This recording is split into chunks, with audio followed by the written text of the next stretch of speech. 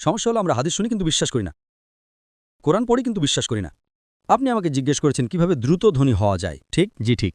সেরা সমাধান, আপনি কি জানেন শীর্ষ 10 জন ধনী ব্যক্তির তালিকায় 4 নম্বরে বিল গেটস, 2 নম্বরে জেব বেজস, তো 3 নম্বরে জেব বেজস, 2 নম্বরে এলন মাস্ক, 1 নম্বরে কে?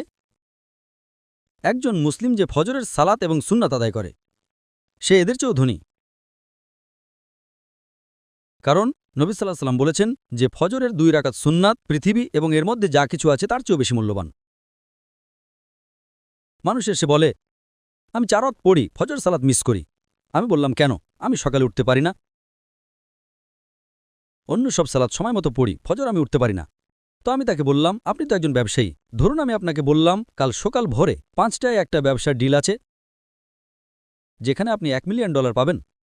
আপনি কি সেই ডিলে যাবেন? আপনি বললেন হ্যাঁ, কিন্তু আপনি তো সকালে উঠতে পারেন না। না না না, $1 মিলিয়ন জন্য আমি ঘুমাবই না।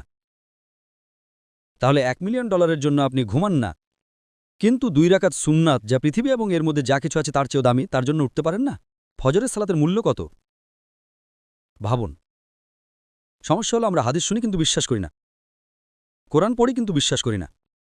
আপনাকে যেটা বুঝতে হবে, যদি আপনি সত্যিই বিশ্বাস করেন, আপনি কি জানেন সেরা ব্যবসা কোনটা? আল্লাহ সূরা বাকারা 2 নম্বর অধ্যায়ে 261 নম্বর আয়াতে বলেছেন, যদি আল্লাহর পথে একটা শস্যদানা দান করেন, আল্লাহ আপনাকে 7টা শীষ দেবেন এবং প্রতিটাতে 100টি করে দানা থাকবে।